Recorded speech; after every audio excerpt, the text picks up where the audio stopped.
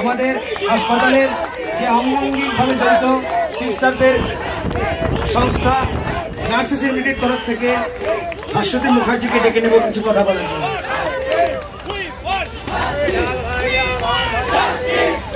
এখানে উপস্থিত আন্দোলনের সহযোদ্ধা এবং বন্ধু যারা রয়েছেন, অনেকক্ষণ থেকে আপনারা অনেক বক্তব্য শুনছেন, খুব কিছু নতুন কিছু বলার নেই। কিন্তু আমরাও যেদিন প্রথম এই ঘটনাটা যেদিনকে ঘটলো, যেদিন শুনলাম 9 আগস্ট, সেই দিন থেকে আরজি করে জুনিয়র ডাক্তার ফ্রন্ট থেকে যা যা কর্মসূচি করা হয়েছে, যে প্রতিবাদ, যে মিছিল, সব কিছুতে আমরা নার্সেস ইউনিটি আমাদের সংগঠনের পক্ষ থেকে আমরা তো বটেই, এবং আমরাও সাধারণ মানুষ, সচেতন মানুষকে প্রত্যেকটা কর্মসূচিতে আহ্বান করেছি। কারণ আমরা একসাথেই কাজ করি। আমরা এই ঘটনা ঘটার পর অনেক কিছু দেখেছি মানে এরকম কথাও শুনেছি আমরা যে নাইট ডিউটি মেয়েদের করতে হবে না। কি হাস্যকর, কি অবাস্তব কথা। নাইট ডিউটি যদি মেয়েদের করতে না হয়, আপনারা এখানে যারা আছেন তারা হাসপাতালে গেলে নার্স কোথায় পাবেন? এই রাজ্যে সম্প্রতি ব্রাদার নেওয়ার একটা ব্যবস্থা শুরু হয়েছে, কিন্তু সেটা যত নার্স প্রয়োজন রুগীর পাশে, তার তুলনায় সেটা 1% হবে কিনা সন্দেহ। তাহলে রুগীদের পরিচর্যার পরিষেবা কারা দেবে? রুগী কি তাহলে আসবে, সন্ধ্যেবেলা আবার বাড়ি চলে যাবে, আবার পরের দিন সকালে আসবে? এরকম আরো অনেক কথা। নাইট ডিউটি যারা করবে তারা যেন একা ডিউটি না করে, এবং এটা রাজ্য প্রশাসন থেকেই বলছে একা ডিউটি যদি না করতে হয়, সেটা আমরা ভীষণ এই যে ব্যবস্থা, এটাকে আমরা খুব স্বাগত জানাতে পারি। কারণ আমাদের প্রচুর নার্সিং কর্মচারী দরকার, এবং এই মুহূর্তে প্রশিক্ষিত নার্সরা বসে আছে, তারা কিন্তু নিয়োগ পাচ্ছে না। ফলে ডাক্তার এবং নার্স, মহিলা ডাক্তারও অনেক সময় ওয়ার্ডে কিন্তু একা থাকেন, অনেক সময় বলবো কেন বেশিরভাগ সময়ই থাকেন। ফলে ডাক্তার বা নার্স কেউ যদি একা ডিউটি করে, মহিলারা একা নাইট ডিউটি না করে, তাহলে কিন্তু নিয়োগটা অবিলম্বে করতে হবে।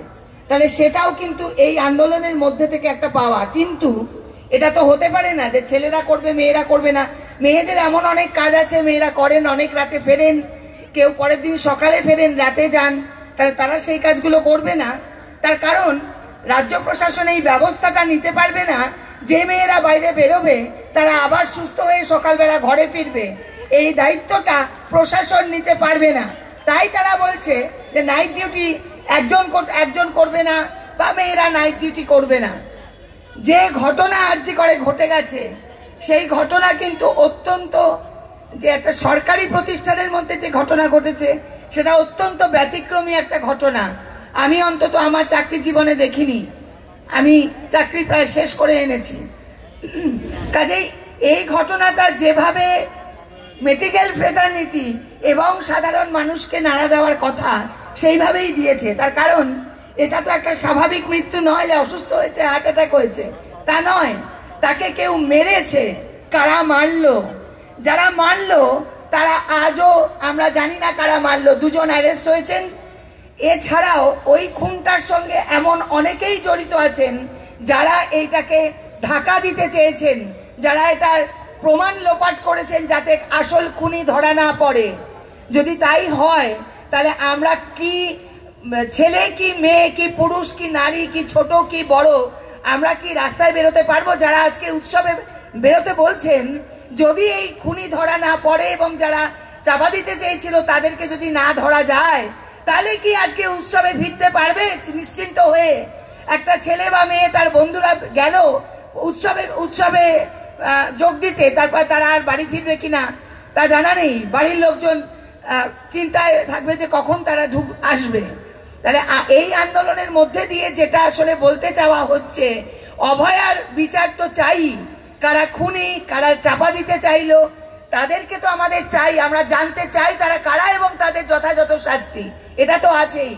এটা ছাড়া আর যা যা বেরিয়ে এসেছে এই ঘটনাকে কেন্দ্র করে, সেগুলো একই রকম ইম্পর্টেন্ট, একই রকম গুরুত্বপূর্ণ।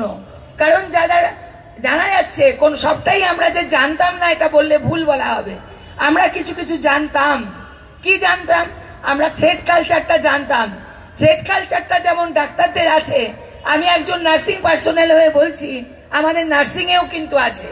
তুমি এইটা মানবে না, তাহলে তোমাকে ট্রান্সফার করে দেওয়া হবে কালিম্পং, কার্শিয়াং। এই কোভিড এর মধ্যেও আমাদের মেয়েদের ট্রান্সফার করা হয়েছে, এই কোভিড পরিষেবার মধ্যেও। এবং সেই কি কারণে তাদের ট্রান্সফার হয়েছে এটা যদি আপনারা শোনেন অবাক হয়ে যাবেন। এত সাধারণ ঘটনা, অথচ যে প্রিন্সিপালের নামে এত এত কিছু উঠে আসছে, সেই প্রিন্সিপাল যখন পদত্যাগ করতে চাইলেন, রাজ্যের প্রশাসক তাকে আরেকটি কলেজের অধ্যক্ষ করে পাঠাচ্ছেন, তাকে কিন্তু ট্রান্সফার বাইরে করছেন না। তাহলে আমরা কার ভরসায় আছি? সরকারি প্রতিষ্ঠানে আমরা সরকারি যে ব্যবস্থা, সেই ব্যবস্থার ভরসায় তো আমরা থাকি, রোগীরা থাকেন, সমস্ত স্বাস্থ্যকর্মীরা থাকেন। তাহলে এই ব্যবস্থার মধ্যে আমরা থাকতে পারি না, আমরা এইভাবে পরিষেবা দিতে পারি না। রোগীদের নিরাপত্তাটাও কিন্তু অনেক বড় ব্যাপার। মেয়ে বা ছেলে যে কোনো রোগী হোক না কেন, তারা সব সময় কিন্তু থাকে না, তাদের নিজের জ্ঞানে সব সময় থাকেন না। তাহলে তাদের নিরাপত্তাটাই বা কে দেবে? ফলে প্রত্যেকটা প্রশ্ন খুবই গুরুত্বপূর্ণ। ফলে আমাদের আন্দোলন করা ছাড়া আর কোনো রাস্তা নেই। আমরা জুনিয়র ডাক্তার ফ্রন্ট থেকে যা যা কর্মসূচি নেওয়া হয়েছে, সেগুলোকে আমরা সর্বান্তকরণে সফল করতে চেয়েছি নিজেদেরই প্রয়োজনে। এবং আমার পাশে যে ছেলেটি বা যে ডাক্তার মহিলা বা ডাক্তার পুরুষ ডাক্তার যেই কাজ করুক না কেন, সে যেন নিশ্চিন্তে রোগী পরিষেবাটা দিতে পারে, এই চিন্তা থেকেই কিন্তু আমাদের আজকে আন্দোলনে আসতে হচ্ছে। আরো আগে আসলে ভালো হতো হয়তো, কিন্তু আমরা আসিনি। অভয়া আমাদেরকে চোখ খুলে দিয়েছে। এবং এই ঘটনা যদি আমরা শেষ না দেখে আমরা যদি কিছুমাত্র ঢিলা দিই, তাহলে আমাদের শুধু নয়, সমগ্র রাজ্যের মানুষের ক্ষেত্রে এটা অত্যন্ত বিপজ্জনক, অত্যন্ত অসহায় একটা অবস্থা। এটা আমরা যারা পরিষেবার সঙ্গে যুক্ত বা যুক্ত নয় সাধারণ মানুষ, আমরা যারা একটা সুস্থ পরিবেশই চাই, এর বেশি কিন্তু কিছু চাই না, আমাদের জন্য এটা খুবই বিপজ্জনক। ফলে কোন রকম ভয় দেখানো, কোন রকম মিথ্যাচার যেটা হয়েই যাচ্ছে, একটা মিথ্যাচার হয়ে যাচ্ছে, কনস্ট্যান্টলি হয়ে যাচ্ছে, এগুলো দিয়ে কিন্তু এই আন্দোলনকে অন্তত রুখে দেওয়া যাবে না। অনেকেই বলেছিল যে 7 দিন 15 দিন এরপরে সবাই সব ভুলে যাবে, কিন্তু ভোলেনি কেউ, ভুলবেও না কেউ। এই আন্দোলন প্রত্যেকের স্মৃতির মণিকোঠায় থেকে যাবে, যে বাচ্চা বাচ্চা কিছু ছেলে মেয়ে যারা এই প্রতিবাদটাকে একদিন ইনিশিয়েট করেছিল, এবং সেইটা রাজ্য থেকে দেশ থেকে ছাড়িয়ে বিদেশ পর্যন্ত চলে গেছে। এবং তারপরে আমরা নিশ্চয়ই আমরা আশা রাখি যে আমরা এই অপরাধীদের শনাক্ত করতে পারবো এবং হাসপাতালে একটা সুস্থ পরিবেশ গড়ে তুলতে পারবো। যে ওষুধপত্র আমরা রোগীদের কাছে নিয়ে যাব, তার মধ্যে কোনো ভেজাল থাকবে না, কারণ আমরা চাই সেই রোগীটাকে সুস্থ করে বাড়ি পাঠাতে। আমরা যারা এটা চাই, আমরা জানি যখন একজন রোগী তার খুবই খারাপ অবস্থার মধ্যে থেকে সে যখন ছুটি হয়, তার যে একটা তাকে দেখে যে আমাদের ভেতরে কি হয়, সে একমাত্র আমরাই জানি। অনেকের সঙ্গেই আজকাল, আগে ছিল না, এখন আমরা ছবি তুলে রাখি, তাদের সঙ্গে আমাদের যোগাযোগ থাকে। ফলে এই আন্দোলনে আমরা শুরু থেকে যেমন ছিলাম, শেষ অবধি থাকবো, যতক্ষণ না পর্যন্ত দাবি আদায় হয় এবং যতক্ষণ না পর্যন্ত অপরাধীরা শাস্তি পায়। এই যে পুলিশ কমিশনার একসময় বলেছিলেন যে তিনি খুব রাগ করছেন, কেন সংবাদ মাধ্যম নাকি এমন করে প্রচার করছে যাতে করে মানুষ খুব উদ্বেগ হয়ে উঠছে। আজকে তো বোঝা যাচ্ছে যে তারা যে কথাটা বলেছিল, যে দাবিটা তুলেছিল, সেটা কতটা যুক্তি ছিল এবং কতটা ঠিক ছিল। ফলে আন্দোলন ছাড়া আমাদের একেবারেই কোনো রাস্তা নেই। আমরা আন্দোলনে যেমন প্রথম দিন থেকে ছিলাম, তেমনি শেষ দিন পর্যন্ত থাকবো। উৎসব আমাদের এতটুকু এই আন্দোলনে ভাটা ফেলতে পারবে না। আমরা আছি, আমরা থাকবো, আমরা কারণ we want justice, we deserve justice, we demand justice. ধন্যবাদ।